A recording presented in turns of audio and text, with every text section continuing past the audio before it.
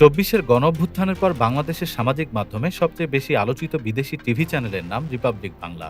ভারতের এই চ্যানেলটি সম্প্রতি বাংলাদেশের বিরুদ্ধে ধারাবাহিক সমালোচনায় শীর্ষে উঠে এসেছে। মালিক অর্ণব গোস্বামী হলেও আলোচনায় সবচেয়ে বেশি উঠে আসে এক নাম, ময়ূক রঞ্জন ঘোষ। চ্যানেলটির সিনিয়র এডিটর ও হেড অব ইনপুট। তার উপস্থাপনার ধরন অনেকটা রাজনৈতিক নাটকের মতো। উচ্চস্বরে কথা বলা, অতিরঞ্জিত অঙ্গভঙ্গি আর মন্তব্যের ভেতর ব্যক্তিগত মতামতের ছাপ। তিনি প্রায়ই বলেন, বাংলাদেশ আর থাকবে না, তালেবানের রাষ্ট্র হয়ে যাবে। নেটিজেনদের মতে এসব বক্তব্য শুধু উত্তেজনা সৃষ্টি করে, যাচাইযোগ্য তথ্য নয়।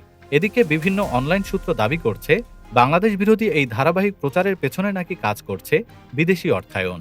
দাবি অনুযায়ী আওয়ামী লীগের কিছু প্রভাবশালী সাবেক এমপি এবং রাজনৈতিক কর্মী গোপনে চ্যানেলটিকে সহায়তা দিয়েছেন।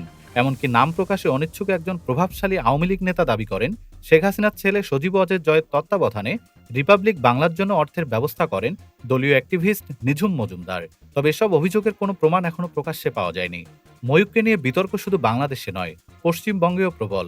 তাকে কেউ কেউ মলম বিক্রেতা বলে অভিহিত করেন, কেউ আবার রাজনৈতিক পক্ষপাত দুষ্ট বলে অভিযুক্ত করেন। আবার সিপিএম এর এক নেতা অভিযোগ করেন, ময়ূক নাকি বিজেপির আইটি সেলের ঘনিষ্ঠ সদস্য, যদিও এগুলোর বাস্তবিকভাবে প্রমাণ পাওয়া যায়নি। এখন দর্শকদের মনে বড় ধরনের প্রশ্ন, ময়ূক রঞ্জন ঘোষ আসলে সংবাদ করছেন নাকি আর্থিক ও রাজনৈতিক খেলায় সাজানো শোয়ে অংশ নিচ্ছেন? ডেস্ক রিপোর্ট, বাংলাদেশ সময়। বাংলাদেশ সময়, সবার আগে দেশ।